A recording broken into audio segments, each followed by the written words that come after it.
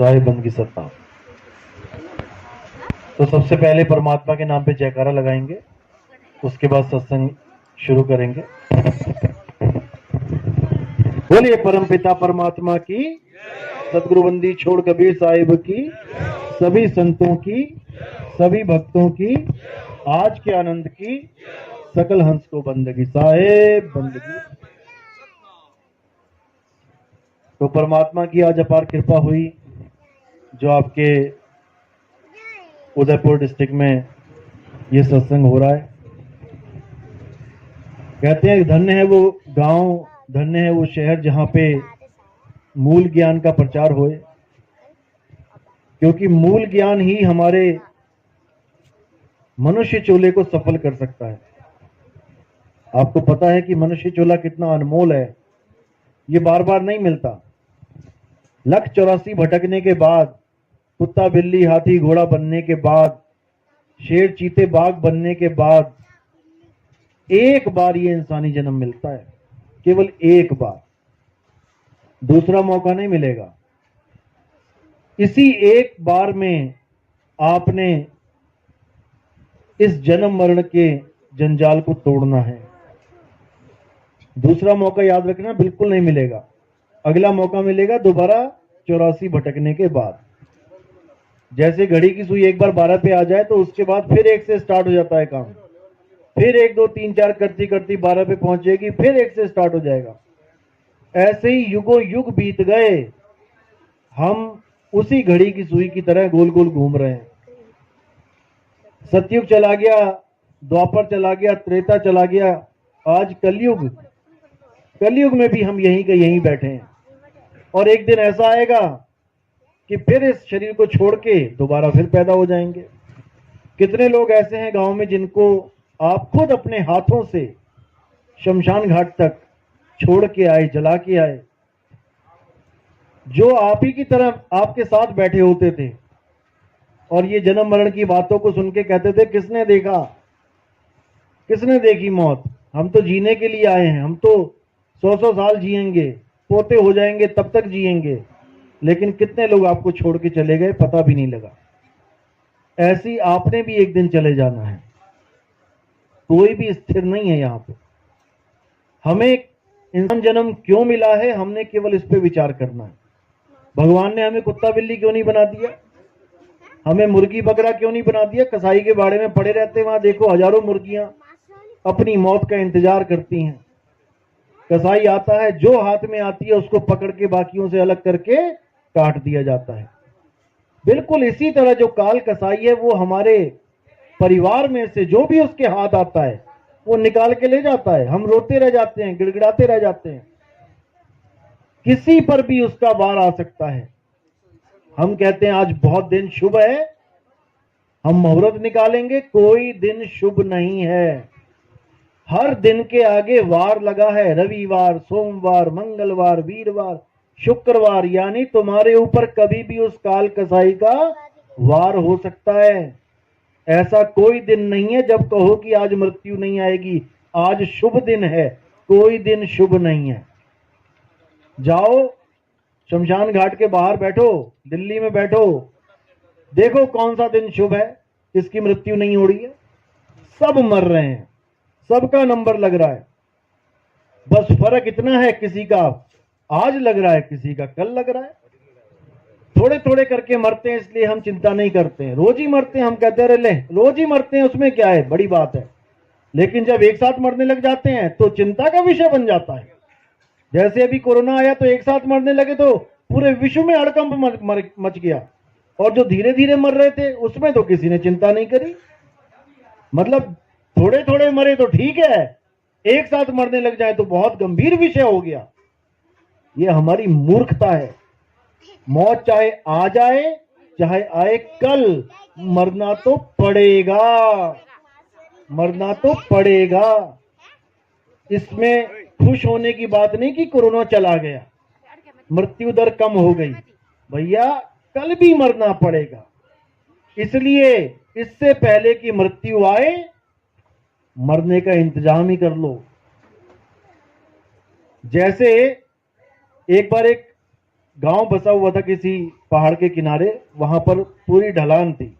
असल में वहां पे नदी होती थी बहुत पहले, लेकिन धीरे धीरे धीरे ग्लेशियर जम गए, वो जो पानी आता था वहां बर्फ बन गई, जम गया, जैसे केदारनाथ में ग्लेशियर जमा हुआ था, पूरा तालाब, पूरा सरोवर बना हुआ था, ऐसे ही वहां से पानी आना बंद हो गया, क्योंकि बर्फ ही जम गई तो पानी कैसे आएगा।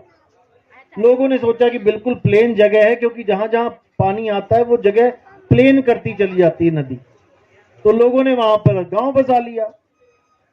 किसी सयाने ने देखा कि यार ये लोग तो बड़ी गलत जगह गांव बना के बैठे हैं, तो नदी का रास्ता है, जिस दिन नदी आ गई इन सबको बहा के ले जाएगी, इससे अच्छा तो किसी पहाड़ पे इक्का दुक्का मकान बना लेते। उसने आके समझाना शुरू करा कि बेटा नदी आएगी, नदी के रास्ते में तुम आ गए हो, वो किसी को नहीं बख्शेगी। तुम एक काम करो, अगर तुम यहां से नहीं भी जाना चाहते हो, क्योंकि कोई मान नहीं रहा था जाने को, तो उसने कहा कम से कम तुम तैरना तो सीख लो, जिस दिन नदी आएगी उस दिन किसी को नहीं बख्शेगी, वो नहीं देखेगी बच्चा है, वो नहीं देखेगी बूढ़ा है, वो नहीं देखेगी जवान है। लेकिन अगर तुमने यहां से नहीं हटना है, उसके रास्ते में ही रहना है, तो कम से कम तैरना सीख लो, जब वो आएगी तो तैरना आता होगा तो कम से कम 50% चांस तो बच हो जाएंगे तुम्हारे बचने के। तो उस बातों को सुन के जो समझदार जीव थे उन्होंने तैरना सीखना शुरू कर दिया। धीरे धीरे धीरे धीरे बहुत से लोगों ने तैरना शुरू किया और सीख गए। अब जिस दिन नदी आई, उसमें से बहुत से ऐसे भी लोग थे जो कहते थे अरे किसने देखा, इतने साल हो गए, 10 साल हो गए हमें रहते यहां, आज तक नहीं आई नदी, किसने देखा, आएगी तो देखा जाएगा। और जब वो आई तब हालत खराब हुई, अब हर तरफ पानी पानी पानी पानी हो गया। अब उसमें से वो लोग बचे जिन्होंने समय रहते तैरना सीख लिया था, और जो कहते थे अरे देखी जाएगी, फिर उनको दुनिया नहीं देखा, फोटो में हार चढ़ा हुआ था।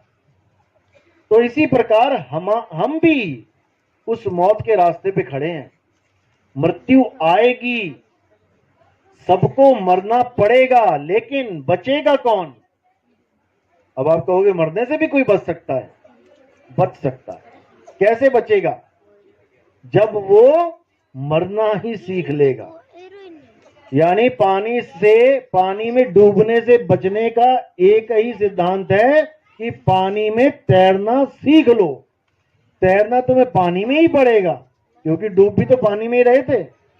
इसी प्रकार मरने का एक ही रास्ता है, मौत के आने से पहले मरना सीख लो।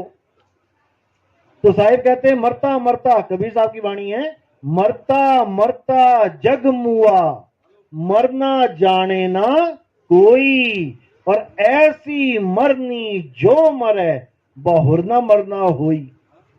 कबीर साहब कहते हैं कि मौत तो आएगी, ये भूल जाओ कि कोई बच्चा है, कोई बूढ़ा है, कोई जवान है, सबको ही आएगी। लेकिन मरने से बचने का एक ही तरीका है कि तुम अपने उस स्वरूप को जान लो जो कभी मरता ही नहीं है। क्योंकि मौत किसकी आएगी, इस काया की आएगी, शरीर की आएगी। शरीर मरेगा, तुम नहीं मरोगे। फिर समझ लो, शरीर मरेगा, तुम नहीं मरोगे। अब तुम क्यों नहीं मरोगे, क्योंकि तुम शरीर हो ही नहीं।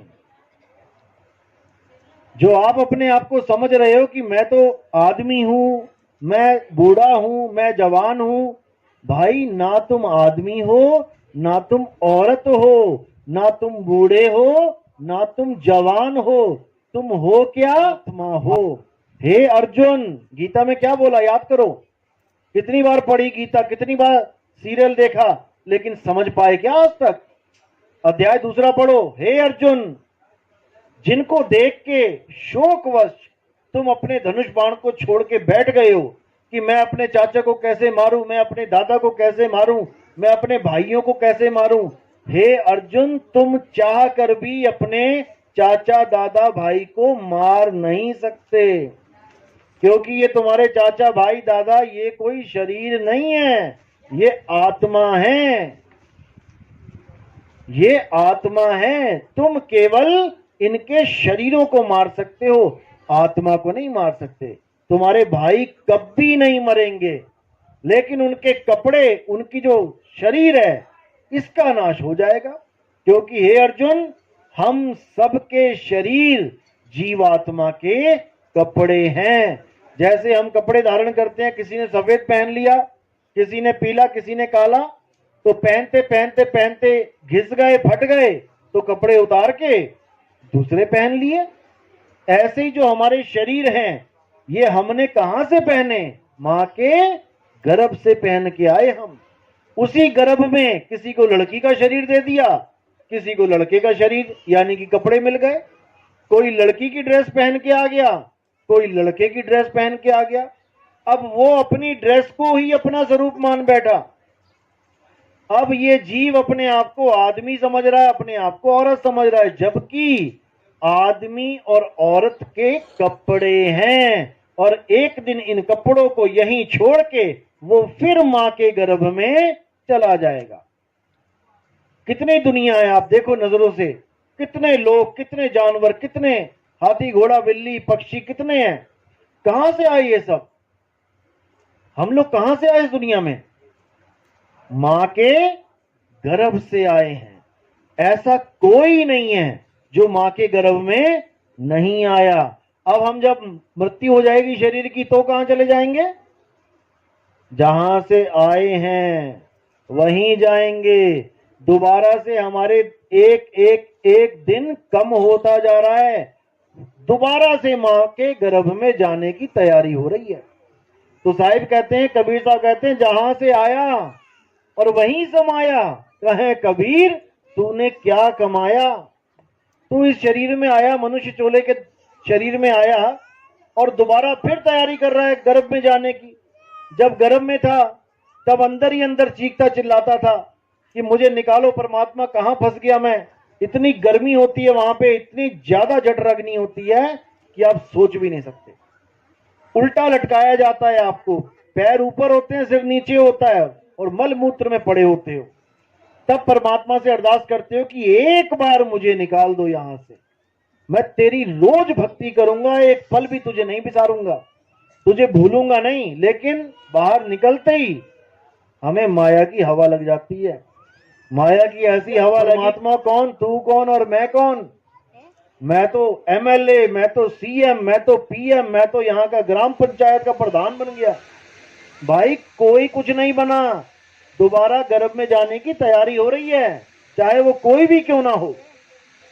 अब बचना क्या, कैसे है? दोबारा मां के गर्भ में जाने से कैसे बचा जा सकता है? अगर तुम्हें ये कपड़े चाहिए ही नहीं, अगर तुम्हें ये शरीर चाहिए ही नहीं, तो मां के गर्भ में जाना ही नहीं। बस यही एक तरीका है मां के गर्भ से बचने का। अब किसको नहीं चाहिए कपड़े? हाथ खड़ा करो जरा, किसको नहीं चाहिए? और अभी किडनी फेल हो जाए, डॉक्टर के पास जाओगे, डॉक्टर साहब मुझे बचा लो, डॉक्टर साहब मुझे बचा लो। किसको बचा लो? तुम तो अमर अविनाशी हो, तो किसको बचाने के लिए बोल रहे हो? कपड़ों को। डॉक्टर साहब इन कपड़ों को बचा लो, इंजेक्शन लगवा लो, कुछ भी करो, ये कपड़े ना चले जाएं कहीं। और जहां पे आशा वहीं पे वासा। ये कपड़ों से कोई मुक्त नहीं हो सकता जब तक वो अपने स्वरूप को ना जान ले, यानी वो उस चीज को ना जान ले जो बिना कपड़ों के भी जीवित है। क्योंकि तुमने अपने आप को ये कपड़ा समझ लिया है। कोई बात नहीं, तुमने अपने आप को ये कपड़ा समझ लिया है, और तुम अपनी आयु को इस कपड़े के साथ नापते हो। अभी किसी को खड़ा करके पूछे भाई आपकी कितनी उम्र है, वो कहेगा 30 साल। क्या तुम्हारी उम्र 30 साल है? अर्जुन को क्या बोला कृष्ण जी ने? हे अर्जुन, दूसरे अध्याय में, ऐसा कोई समय नहीं था जब ये राजा महाराजा नहीं थे, और ऐसा कोई भविष्य में समय नहीं आएगा जब ये राजा महाराजा नहीं होंगे। तो कौन सी कितनी उम्र है उनकी? वो अविनाशी हैं, अजन्मे हैं, उनकी कोई उम्र ही नहीं राजा महाराजा की। तो उम्र किसकी गिनती में आती है? कपड़ों की। जिस दिन मां के गर्भ से आप बाहर निकले वहीं पर तारीख और समय नोट कर लिया गया, तुम्हारा जन्म हो गया। अच्छा, और जो मैं अंदर गर्भ में जीवित था वो कौन गिनेगा साथ में?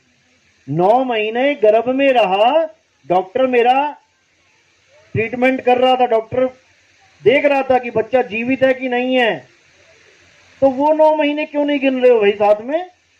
जिस दिन गर्भ से बाहर आ गए उस दिन तुमने लिख दी डेट ऑफ बर्थ, और गर्भ के अंदर भी तो मैं जीवित था, वो कौन सी वो दिन क्यों नहीं गिन रहे हो साथ में? और जिस दिन मेरी मृत्यु हो जाती है, यानी मेरे शरीरों की मृत्यु हो जाती है, उस दिन मेरी एक्सपायरी डेट लगा देते हो कि ये मर गया, और उसके बाद क्या करते हो, ये स्वर्ग चला गया। जब स्वर्ग ही चला गया तो मरा कौन? मैं यहां से अगर चला जाऊं दिल्ली तो यहां वाले लोग क्या कहेंगे कि नितिन दास मर गया? नितिन दास चला गया बोलेंगे, मरा नहीं। तो जब यहां पर कोई शरीर छूट जाता है किसी का, तो उसके कार्ड में क्या लिखवाते हैं? मेरे पिता का स्वर्गवास हो गया। स्वर्गवास का मतलब क्या होता है? मरना होता है। वास का मतलब होता है रहना, कि तुम्हारा वास कहां है। अब वो इस शरीर को छोड़ के वो स्वर्ग में रहते हैं। अगर वो स्वर्ग में रहते हैं तो फिर मरा कौन? मरा कौन? मेरे पिता की मृत्यु हो गई, मरा कौन? यहां छोड़ के वहां रहते हैं, पता वहां बोर हो जाए फिर यहां आ जाए, तो मरा कौन? तो कबीर साहब कहते हैं इस दुनिया में कोई मरता ही नहीं है। मरा कौन? ये तत्व अपने तत्व में मिल गए जाके। पानी में पानी मिला, मिला पौन में, पौन में तो से पूछू पंडिता, इनमें मरा कौन? कोई नहीं मरता। सबसे बड़ा भरमजाल यही है कि तुम मर जाओगे, मर जाओगे। जो अविनाशी जीव है उसके दिमाग में यह डाल दिया गया कि तुम मर जाएगा, जो कभी मर ही नहीं सकता। ईश्वर अंश, जीव अविनाशी। जैसे परमात्मा अविनाशी है, वैसे आप भी अविनाशी हो, हम भी अविनाशी हैं। कोई कभी मरता ही नहीं है, बस शरीरों को छोड़ता है, शरीरों को पकड़ता है। आज इस मकान में रहता है, कल को ये मकान छोड़ के वहां चला गया, वहां छोड़ के अगले गांव में चला गया, अगले गांव छोड़ के अगला गांव चला गया, तो मरा कौन? हम केवल मकान को देखते कि मकान में कोई रहता है तो तरह तरह की आवाजें आती हैं, कभी टीवी की आवाज आ गई, कभी गानों की आवाज आ गई, कभी झगड़े की आवाज आ गई आपस में, और जब वहां से वो लोग चले गए तो मकान बन जाता है खंडर। अब उस मकान में कोई आवाज नहीं आती तो हम कहते हैं मकान मर गया।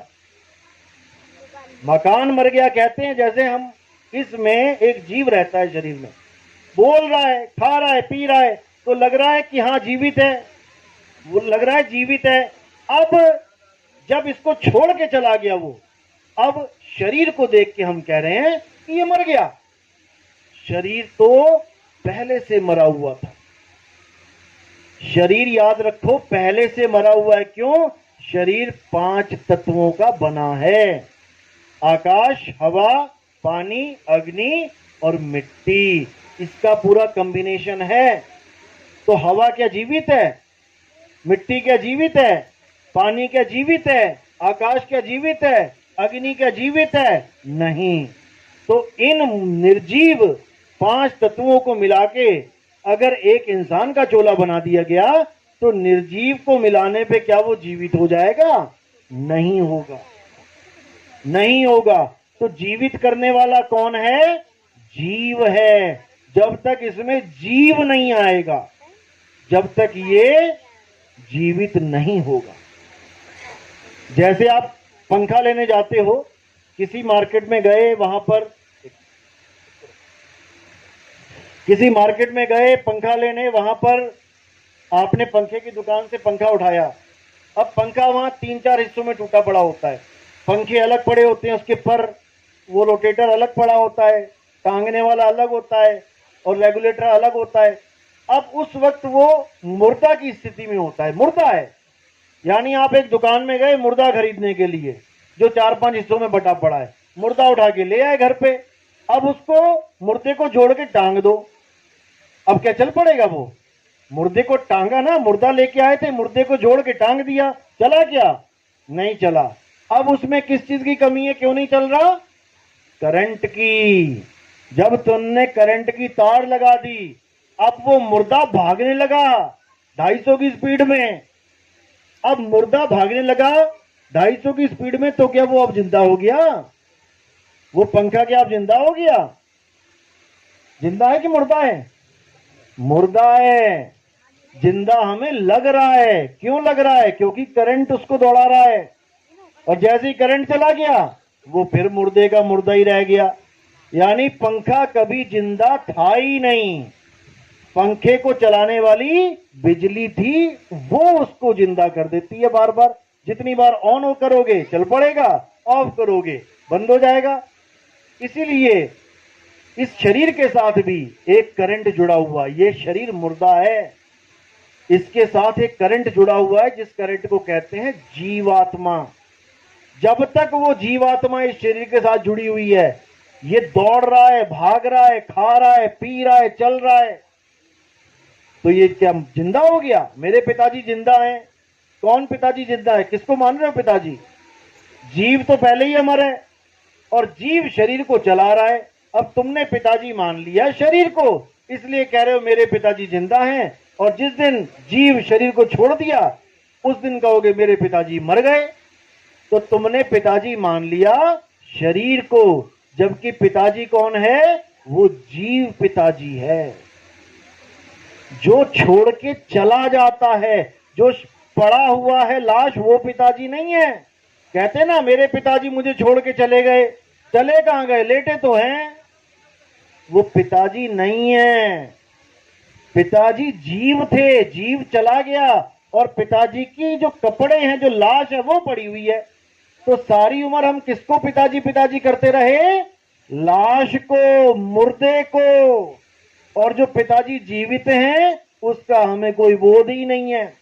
तो कबीर साहब की वाणी है, साधो ये मुर्दों का गांव। ये जितने भी लोग तुम्हें दिखाई दे रहे हैं, ये सब मुर्दे हैं, लेकिन तुम्हें लग रहा है जीवित हैं। क्यों? 1000 पंखे लगे हों, जिसमें से 500 में बिजली आ रही है, 500 के स्विच ऑफ हैं, तो जिसकी बिजली चल रही है वो दूसरों को क्या कह रहे हैं? अरे ये तो मर गया, ये तो मरे हुए हैं। भैया तुम भी मरे हुए हो, अगर तुम अपने आप को शरीर मानते हो तो। और जो जीव है वो अजर अमर अविनाशी है, जिसका स्विच ऑफ हो, कैसे ऑफ हो गए? ऑफ हो गए मतलब पहले ऑन थे, बिजली आ रही थी, अब ऑफ ऊपर हो गया तो ऑफ हो गए। अब जब ऑफ हो जाता है पंखा, तो उठा के उसको फूक आते हैं शमशान घाट में। किसको फूका? पंखे को फूका, बिजली को नहीं फूक के आए। जैसे तोता होता है पिंजड़े में। अब पिंजड़े में तोता है, तोता और पिंजड़ा दो चीजें अलग अलग हैं। क्या तोता ही पिंजड़ा है?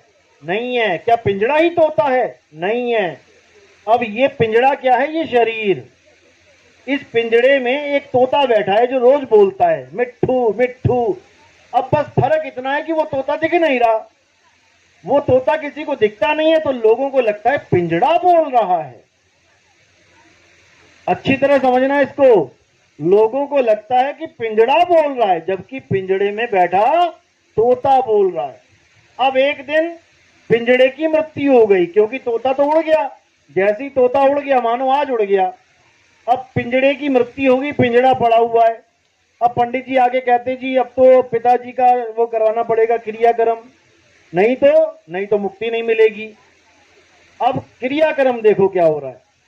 तोता उड़ गया आज शाम को 4 बजे, सबको इंफॉर्मेशन चली गई कि भाई पिताजी ऑफ हो गए, सारे आ जाओ। एक दिन लग गया पहुंचने में। अगले दिन अब क्रियाक्रम जब हम करते हैं, तो क्रियाक्रम हमने किसका करना था? पिताजी का, क्योंकि पिताजी को मुक्ति चाहिए, यानी क्योंकि तोता जी पिताजी है, पिंजड़ा थोड़ी नहीं है। तो पिताजी तो कल ही उड़ गए थे, और आज हम किसका क्रियाक्रम कर रहे हैं? पिंजड़े का। तो मुक्ति किसको मिलेगी? तोते को कि पिंजड़े को? तो हम आज तक जो क्रियाक्रम करते आए हैं, पिंजड़े का करते आए हैं। तोता तो चला गया, तोते को तो अगली जून मिल गई, और पिंजड़े को हम लाद के कह रहे हैं कि पिताजी मर गए, ये पीछे पिताजी लाद। पिताजी तो चले गए, और क्रियाक्रम करते रहे तुम पिंजड़े का। अब पिंजड़े को मुक्ति मिल जाएगी। तो ये है भरम जाल। कबीर साहब कहते हैं, ना मैं क्रिया कर्म में रहता और ना एकांत निवास में, मोह को कहां ढूंढे रे बंदे, मैं तो तेरे पास में। इसी प्रकार परमात्मा हमारे पास है, लेकिन हम फंस गए हैं माया के जाल में। माया क्या है? माया के डेफिनेशन क्या है? आज हर संत ये बोलता है, आप टीवी ऑन करो, हर संत एक ही बात बोलता है, मोह माया से दूर हो जाओ, मोह माया से। माया है क्या? माया की डेफिनेशन क्या है? कबीर साहब क्या कहते हैं? संतों जो बदले सो माया। जो भी चीज बदल रही है वही माया है। जब हम पैदा हुए छोटे से थे, हम बड़े हो रहे हैं, हमारी शक्ल बदल गई, हमारे बाल काले से सफेद हो गए, हमारे दांत जड़ गए, हमारी चमड़ी बदल गई, रंग रूप बदल रहा है। इसका मतलब हम माया हैं।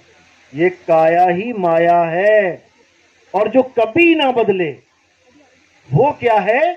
वो है सत्य, वो है परमात्मा जो कभी नहीं बदलता, जिसका ना कभी जन्म होता है ना कभी मृत्यु होती है।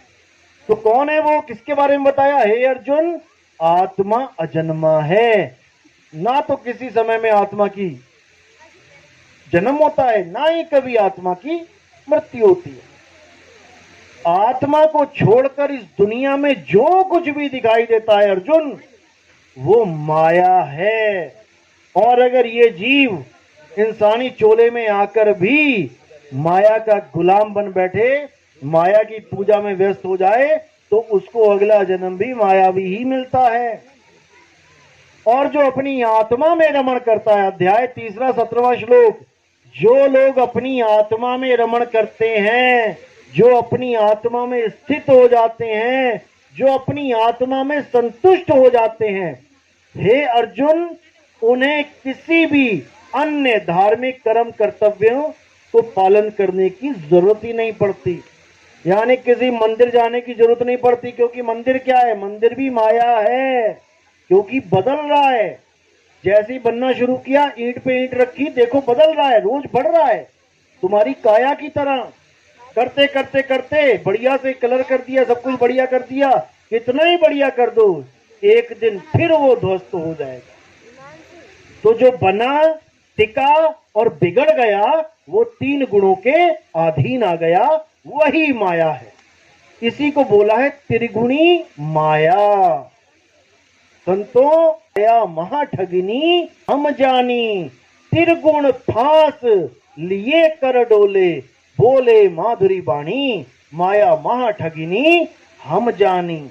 इस माया ने सबको ठगा है, 3 गुणों से ठगा है। जब तक हम 3 गुणों से ऊपर नहीं उठ गए, 7वां अध्याय पढ़ो, हे अर्जुन, जो लोग 3 गुणों से नीचे रह जाते हैं, जो त्रिगुणी माया में उलझे रह जाते हैं, वो अपना अनमोल जन्म बर्बाद कर जाते हैं। असली भगत वो होते हैं जो 3 गुणों से ऊपर उठ जाते हैं, यानी वो उस चीज की पूजा कभी नहीं करते जो 3 गुणों के अंतर्गत आ जाती है। 3 गुणों का मतलब है रजोगुण, सतोगुण, तमोगुण। रजोगुण का मतलब होता है कोई भी चीज का पैदा होना, जिसको हम ब्रह्मा जी कह देते हैं, रजोगुणी ब्रह्मा। ब्रह्मा का जो मूल कार्य है वो क्या है? सृष्टि को सर्जन करना। ब्रह्मा जी सारी सृष्टि को बनाते हैं। आगे है सतोगुण। सतोगुण कौन है? विष्णु जी का नाम लेते हैं वहां पे, यानी सृष्टि का पालन करना। और तमोगुण क्या है? सृष्टि का संहार करना। उसके लिए किसका नाम लिया जाता है? भोले शंकर का, कि शंकर जी ही संहार करते हैं। ब्रह्मा जी पैदा करते हैं, विष्णु जी पालना करते हैं और शंकर जी संहार करते हैं। अब जिस भी चीज को पैदा, पाला या संहार किया जाए वही माया है। कोई भी चीज है जो पैदा हो रही है, पल रही है कुछ देर और उसके बाद उसका नाश हो रहा है, माया है। और अगर तुम माया में अटके रहोगे तो कभी परमात्मा को प्राप्त नहीं कर सकते। हे अर्जुन, जो इस 3 गुणों की माया को लांग जाते हैं वही मुझे प्राप्त कर सकते हैं, मेरे अजन्मे स्वरूप को प्राप्त कर सकते हैं। क्योंकि गीता में ही कृष्ण जी ने अपने 2 स्वरूप बताए हैं। एक स्वरूप क्या बताया कि हे अर्जुन, तेरे और मेरे कई जन्म हो चुके हैं, मैं उन जन्मों को जानता हूं, तू उस जन्मों को नहीं जानता। तो एक स्वरूप हो गया जिसका जन्म हो रहा है और मृत्यु हो रही है। अब ये कौन सा स्वरूप है? जिस स्वरूप की आप पूजा करते हो मंदिरों में, शरीर की। कृष्ण जी की फोटो देख के कभी ये तो नहीं कहते कि हनुमान जी हैं। कृष्ण जी की फोटो देख के कृष्ण जी कहते हैं ना, तो कैसे पहचाना उनको? उनकी काया से, उनके शरीर से। और काया क्या है? माया। अब ये हो गया कृष्ण जी का मायावी स्वरूप, जिसमें सारी दुनिया उलझ गई है, सारी दुनिया उलझी पड़ी है कृष्ण जी की पूजा करने में, लेकिन असत्य स्वरूप की, शरीर की। अब दूसरा स्वरूप क्या बताया कृष्ण जी ने गीता में? कि जो लोग मुझे अजन्मा करके जानते हैं, यानी मैं कभी पैदा ही नहीं होता, जो पैदा नहीं हुआ उसका कभी नाश नहीं होता। जो लोग मेरे अजन्मे स्वरूप को जानते हैं, वो मेरी माया को बड़े आराम से लांघ जाते हैं। बिल्कुल क्लियर कर रखा है 7वें अध्याय में। यानी कि मेरे भी दो पूजा विधि है। एक पूजा विधि है जो माया की पूजा हो रही है। माया की पूजा मतलब मेरी काया की पूजा हो रही है। काया में क्या आ गया? 10 इंद्रियां, 5 कर्म इंद्रियां, 5 ज्ञान इंद्रियां। कर्म इंद्रियां कौन सी हैं? जिससे हम काम करते हैं। अभी क्या हो रहा है? काम ही चल रहा है। किससे? मुख से। ये पहली कर्म इंद्री है।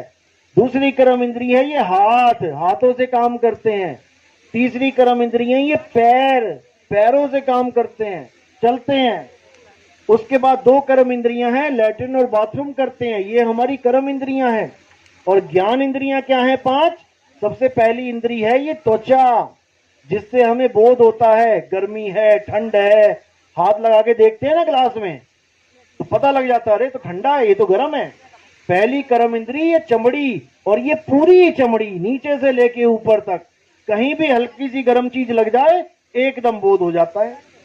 तो पहली इंद्री हमारी त्वचा, हमारी चमड़ी। दूसरी इंद्री आंख, आंख से हम पहचान करते हैं काली पगड़ी है, पीली पगड़ी है, नीली पगड़ी है, ये मेरे पापा जी खड़े हैं, ये चाचा जी खड़े हैं, ये बुआ जी खड़ी हैं। आंख से देख के पहचान हो रही है। तीसरी इंद्री कान, कान से पहचान होती है शेर दहाड़ा कि कुत्ता भौंका, बारिश हुई कि आग लगी, आदमी बोला या बच्चा बोला, कान से पता लगता है। नाक, नाक से पता लगता है बदबू है या खुशबू है। जीभ, जीभ से पता लगता है कड़वा खा लिया कि मीठा है, कि चटपटा है कि करारा है, ये सब जीभ से। तो चमड़ी, आंख, कान, नाक, जीभ, ये हो गई 5 ज्ञानेंद्रियां। उसके बाद मुख, हाथ, पैर, लिंग, गुदा, ये हो गई 5 कर्म इंद्रियां। अब इन्हीं इंद्रियों को अगर हम अलग अलग कर दें, आंख अलग लगा दें, यहां टांग दें, नाक अलग टांग दें, चमड़ी पूरी एक अलग टांग दें, हाथ पैर अलग कर दें, तो इसको कौन भगवान बोलेगा? आंख को, कान को, नाक को कोई बोलेगा क्या? नहीं बोलेगा। अब इसी का एक बंडल बना दें। जब हम फोटो बनाते हैं किसी की तो क्या बनाते हैं? चमड़ी बना दी, कान लगा दिया सही जगह पे, नाक लगा दी सही जगह पे, आंखें लगा दी, हाथ पैर लगा दिए। अब वो कौन बन गया? अब पूजनीय बन गया, भगवान बन गया। अलग अलग कर दो तो भगवान नहीं है, और इकट्ठा कर दो तो वो भगवान बन गया। यही माया है, यही माया है। इस माया को जब तक तुम नहीं समझोगे, जब तक तुम इस माया से पार नहीं जा सकते। कितना ही जोर लगा लो, कितने ही संतों के पास चले जाओ कि हमें माया जाल से निकाल देगा संत, अरे यही माया जाल है। ना तुम आंख हो, ना तुम कान हो, ना तुम नाक हो, ना तुम चमड़ा हो, ना तुम हाथ हो, ना तुम पैर हो, ये तो तुम्हारे हैं। मेरी आंख, मेरा कान, मेरी नाक, तो मैं कौन हूं? ये तो मेरे हैं। मेरा घर, मेरा मकान, मेरी दुकान, मेरा सोफा, मेरी बाइक, तो मैं कौन हूं? जब तक मैंने खुद को नहीं जाना कि मैं क्या हूं, जब तक मेरी मेरी मेरी को ही मैं समझता रहूंगा, मेरी आंख, मेरा कान, मेरा नाक, इसको मैं समझता रहूंगा, मैं क्या हूं। अपनी फोटो क्या दिखाते हो? एक तोते को बोला कि अपनी फोटो खिंचवा के लेके आ, और तोता अगर अपने पिंजड़े की फोटो खिंचवा के लेके आ जाए तो हम हंसेंगे, अरे भैया तेरी बोला, तेरे पिंजड़े की थोड़ी नहीं बोला। लेकिन जब मैं आपको कहता हूं अपनी फोटो खिंचवा के लेके आओ, तो किसकी खिंचवा के लाते हो? पिंजड़े की। जब को राशन कार्ड में फोटो लगाते हो ना, अपनी और अपने बच्चों की फोटो खिंचवा के लाओ, तो तुम अपने पिंजड़े की और अपने बच्चों पिंजड़ों की फोटो खिंचवा के लेके आते हो। ये तुम्हारे पिंजड़े हैं। जब ये तुम्हारे पिंजड़े हैं, ये तुम नहीं हो, तो भगवान कृष्ण वो पिंजड़ा कैसे हो सकते हैं भाई? समझो, ध्यान से, गौर से। जिसकी तुम पूजा कर रहे हो दिन रात, वो कृष्ण जी नहीं है, वो कृष्ण जी का पिंजड़ा है। पिंजड़े की पूजा कर रहे हो दिन रात। कृष्ण जी का तो आता पता नहीं है तुम्हें, कृष्ण जी होता क्या है। जैसे तुम्हें खुद का आता पता नहीं है। तोता अपने आप को जानता ही नहीं है मैं तोता हूं, वो अपने आप को पिंजड़ा मान के बैठ गया है। अब वो तोता क्या है? आत्मदेव है। और पिंजड़ा क्या है? माया है। रोज बदल जाता है। आज बाल लाल हैं, कल को काले कर लो, बदल गया। लेकिन तोता नहीं बदलता। उसी को आत्मा बोला गया है। कबीर साहब कहते हैं, अरे आत्म ज्ञान बिना नर भटके, कभी काबा कभी काशी, जल में मीन प्यासी, मुझे देख दे आवे हंसी। कि मुझे हंसी आती है। काशी में क्या देखने जा रहा है? कृष्ण जी का पिंजड़ा। वो केदारनाथ में क्या देखने जा रहा है? शंकर जी का पिंजड़ा। अरे भाई, शंकर जी कृष्ण जी आत्मा है, पिंजड़े नहीं है। और तुम भी एक आत्मा हो, पिंजड़ा नहीं हो। जब तक तुमने अपना बोध नहीं कर लिया, जब तक तुम पिंजड़ा ही मानते रहोगे। कबीर साहब कहते हैं, अरे 10 द्वारे का पिंजड़ा, तामे बोले कौन, रहीबे को अचरज है, उड़ा सो अचरज कौन। जो तुम्हारा तोता होता है पिंजड़े में, तुम हल्का सा गेट खोल देना रात को, फुर करके उड़ जाएगा। उसके बाद तुम सारी उम्र गेट खोल के रखना, वापिस आएगा क्या? कभी नहीं आएगा। लेकिन इस काया में जो तोता है, ये 9 दरवाजे खुले पड़े हैं, फिर भी नहीं उड़ता।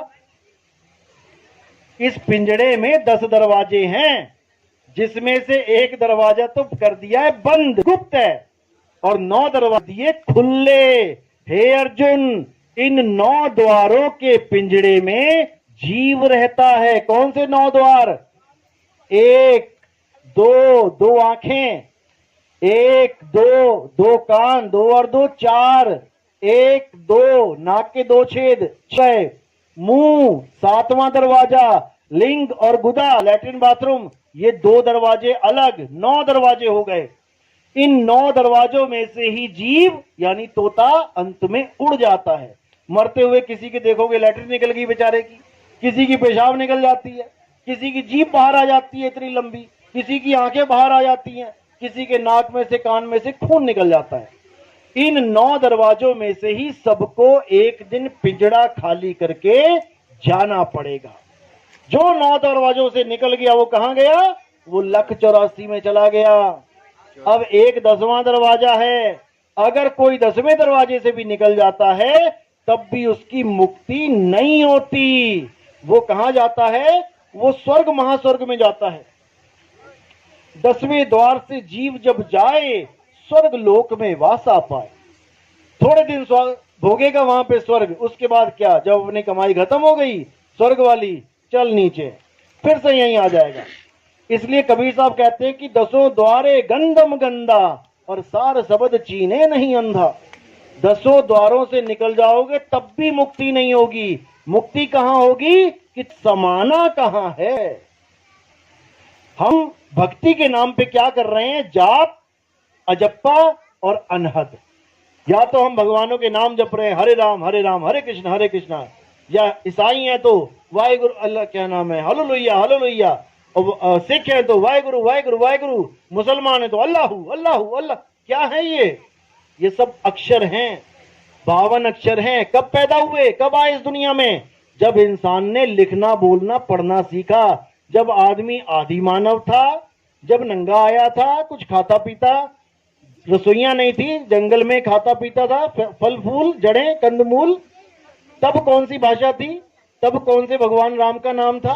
तब कौन सा वाहेगुरु का नाम था? कोई अक्षर उसके पास नहीं था, जानवरों की तरह रहता था। तब राम का नाम कहां था? तब कबीर का नाम कहां था? तब अल्लाह वाहेगुरु कहां था? कहीं भी नहीं था। अल्लाह वाहेगुरु तो था, लेकिन उसका कोई नाम नहीं था।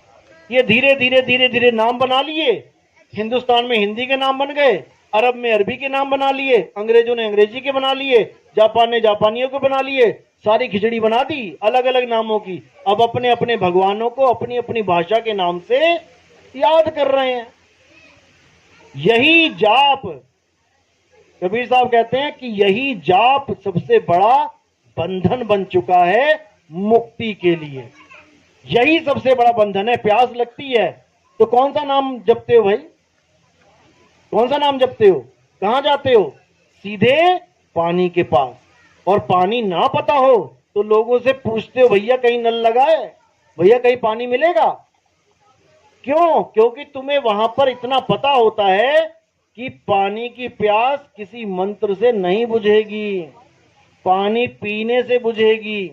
लेकिन जब भगवान की बारी आती है कि भगवान को याद करना है, भगवान को पाना है, तो मंत्र आ जाता है बीच में से, राम राम राम राम राम राम, अल्लाहू अल्लाहू अल्लाहू। अब ये तो आया आया, अब इसमें बड़ा छोटा भी आ जाता है। तेरा अल्लाहू छोटा है, मेरा राम बड़ा है। तेरा वाहेगुरु छोटा है, मिसेस बड़ा है। अब बड़ा छोटा क्या कर रखा है? नमो को। सारे नाम दुनिया में से हटा दो। मान के चलो आज वही जमाना आ जाए जब इंसान नंगा ही आया था, जड़े खाता था खोद खोद के, जानवरों का शिकार करता था, आग की भी खोज नहीं कर पाया था। तब बताओ कि अगर भगवान को याद करना होता तो कैसे याद करते?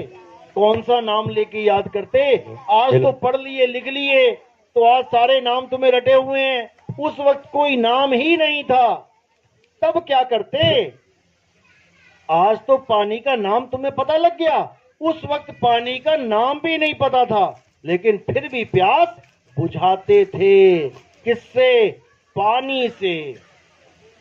आज भी इंसान को छोड़कर जितने जानवर हैं, क्या उनकी प्यास नहीं बुझती? लेकिन वो तो जानते नहीं कि पानी का नाम पानी रखा है तुम लोगों ने।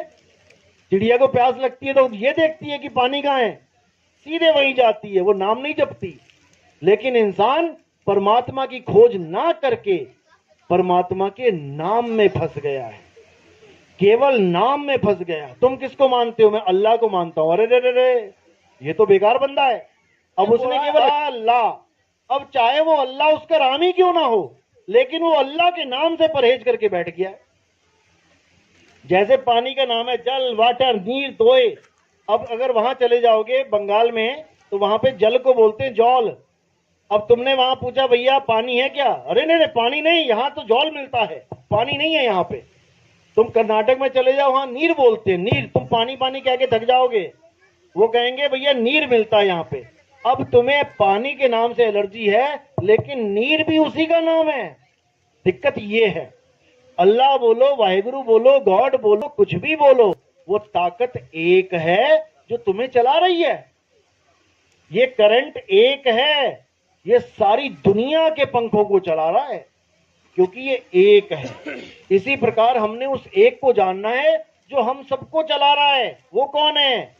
घट घट मेरा साइया, सुनी सेज न कोय, और बलिहारी व घट की, जिस घट प्रगट होए। वो कनेक्शन सबके साथ जुड़ा हुआ है, तभी तो ये सारे पंखे चल रहे हैं। ये सारे पंखे चल रहे हैं, जिस जिसका कनेक्शन ऑफ होता जाएगा उसका पंखा गिरता जाएगा। बस उस कनेक्शन को जानना है। हम अपने आप को पंखा मान रहे हैं बार बार, इसलिए दोबारा दूसरे पंखे की डिमांड कर देते हैं। अब हमने अपने आप को करंट जान लेना है, और जब हम करंट ही हो गए, अब हमें किसी पंखे की जरूरत नहीं है। पंखे को करंट की जरूरत है कि करंट को पंखे की जरूरत है? पंखे को करंट की जरूरत है। करंट तो अपने आप में पूर्ण है, उससे तुम पंखा चला लो, उससे तुम गीजर चला लो, उससे तुम हीटर चला लो। करंट अपने आप में पूर्ण है, उसे किसी की जरूरत नहीं है। इसी प्रकार आत्मा अपने आप में पूर्ण है, लेकिन जब जीवात्मा बनी बैठी है तब इसे शरीर चाहिए। कभी कुत्ते का शरीर पकड़ लेती है, कुत्ता बन के घूम रही गलियों में। कभी बिल्ली का पकड़ लेती है, बिल्ली बन के घूम रही गलियों में।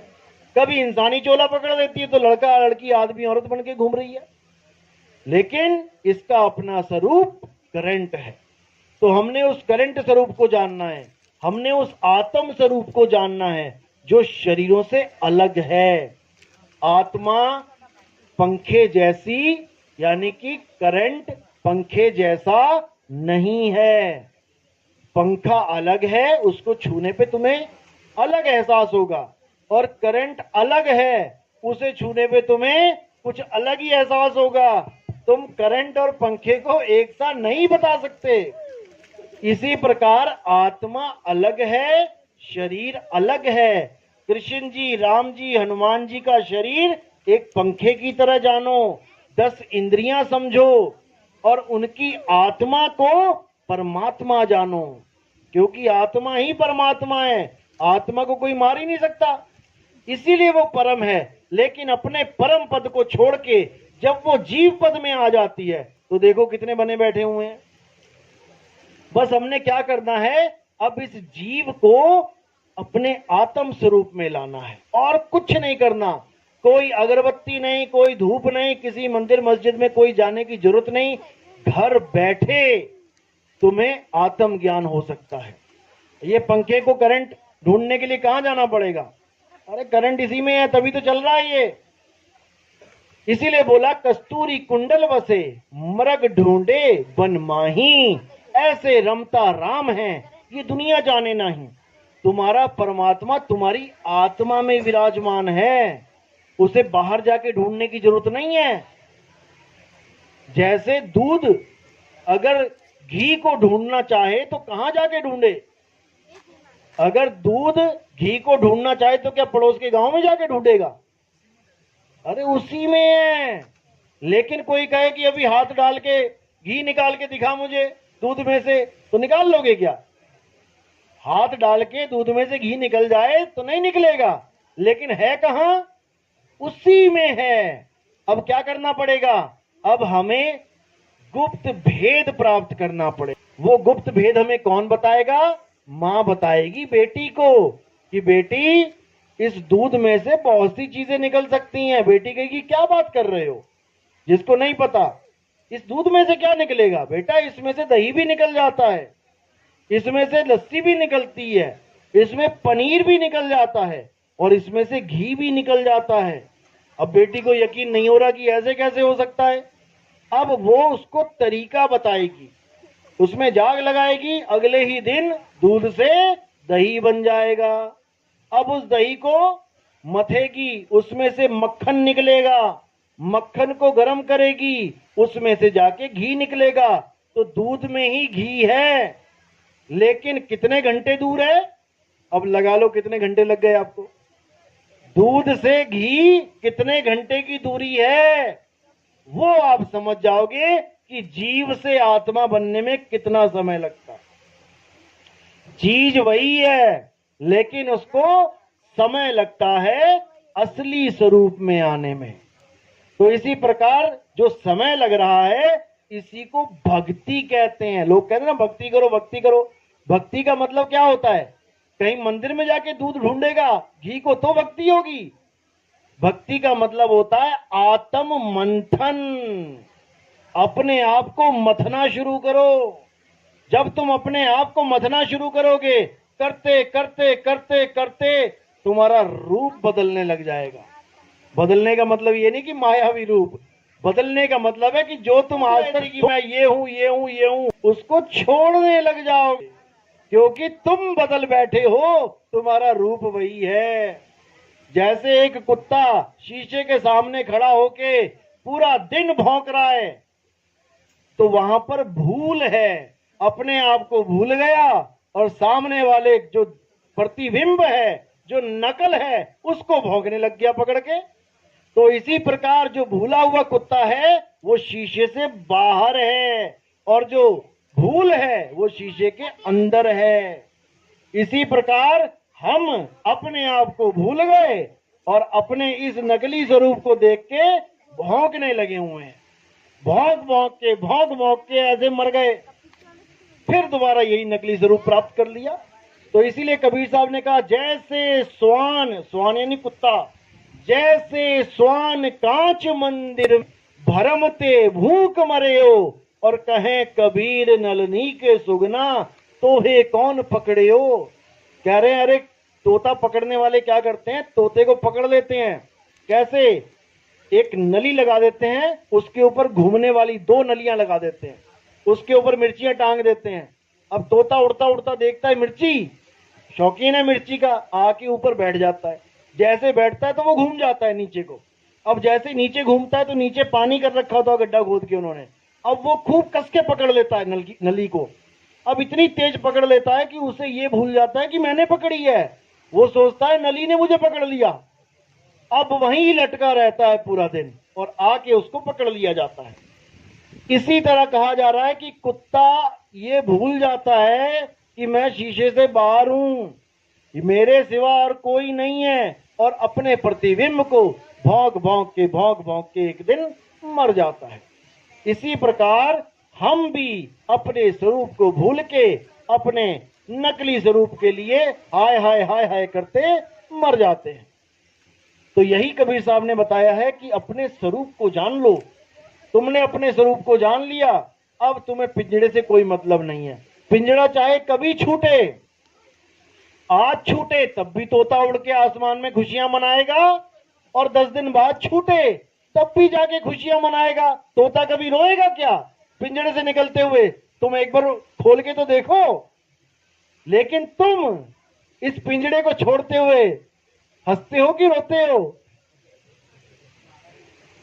यानी वो तोता इस तोते से महाज्ञानी है, जो अपने पिंजड़े को छोड़ के हंसता है, और हम अपने पिंजड़े को छोड़ने के वक्त रोते हैं।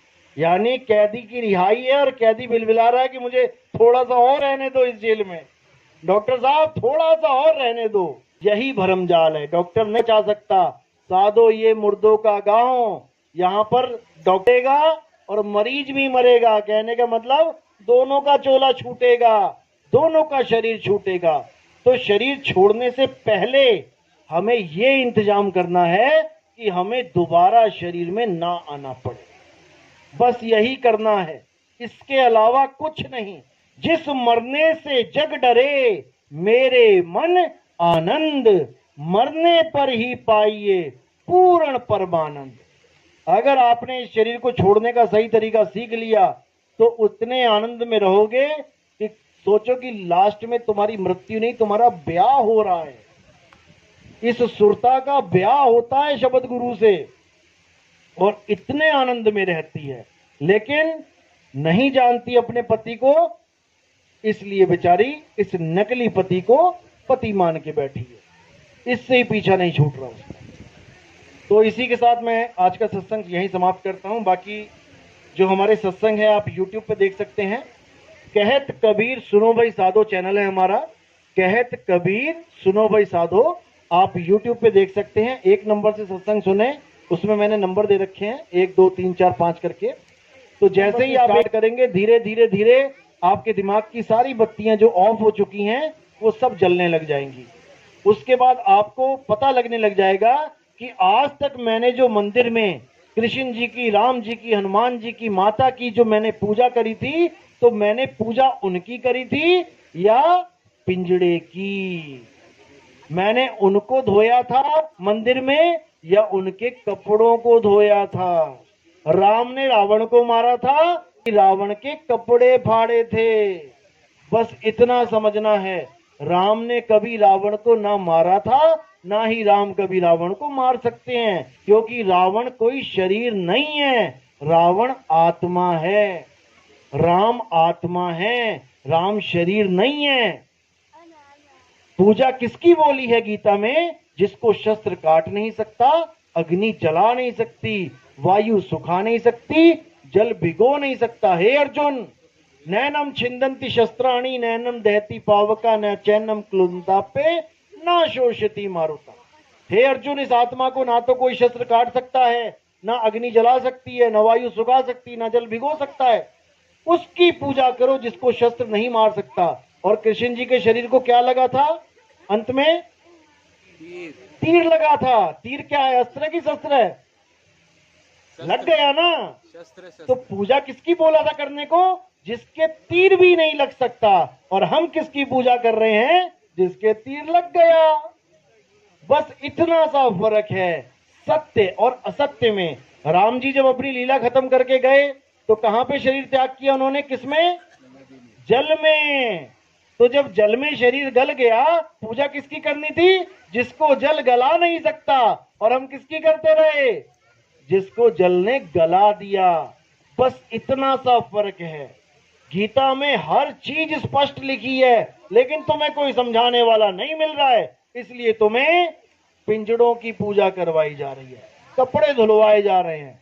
ना तुम राम को कभी जान पाए, ना कभी कृष्ण को जान पाओगे, अगर तुम उनके कपड़ों को ही उनका स्वरूप मानते रहोगे। हे अर्जुन, इस दुनिया में दो प्रकार के जीव होते हैं। एक सत्य के प्रेमी होते हैं, एक असत्य के प्रेमी होते हैं। असत्य के प्रेमी वो होते हैं जो शरीरों से प्रेम करते हैं, जो शरीरों से नहीं उठ पाते। और सत्य के प्रेमी वो होते हैं जो आत्म सत्ता को जानते, जो आत्मा में ही लीन रहते हैं, वही ज्ञानी होते हैं। चौथा अध्याय 34वां श्लोक है। जो ऐसे गुरुकुल में चले जाते हैं जिस आत्मा को बोध किया है, आत्मा को जाना है, आत्मा को महसूस किया है कि गुरु में तुम्हारे आत्म स्वरूप का ज्ञान दे सकता है। एक बार आत्मा का ज्ञान हो जाने पर तुम्हें कोई भी अज्ञान भ्रमित नहीं कर सकता। उस तोते को कोई यकीन नहीं दिला पाएगा कि तू पिंजड़ा है। तोता पिंजड़े से अलग अपने आप को खूब अच्छी तरह जानता है। तुम एक बार पिंजड़े का गेट खोल के तो देखो, वो सीधे आसमान में दिखाई देगा तुम्हें, क्योंकि उसका मोह पिंजड़े से होता ही नहीं है। हे अर्जुन, जिसे एक बार अपने स्वरूप का ज्ञान हो जाए, वो इस पिंजड़े से मोह रखता ही नहीं है। उसको पता है कि मैं अजन्मा हूं, मैं शाश्वत हूं, मैं नित्य हूं। पिंजड़े तो आते जाते रहते हैं, उसकी कभी मृत्यु भी ना होती। तो कबीर साहब कहते हैं, अरे हम ना मरिब मरिब संसारा, हमको मिला जियावन हारा। मुझे वो आत्मा मिल गई, अब मैं अपनी आत्मा में रमण करता हूं, अब मुझे कोई मार नहीं सकता। तो इसी के साथ वाणी पे विराम देता हूं और उम्मीद करता हूं कि आप लोग को मेरी बात समझ में आई होगी। जिस जिसके समझ में आई है वो एक बार हाथ खड़ा कर दें। समझ में आ गया असत्य की सत्य? तो आज के बाद आप कपड़े धो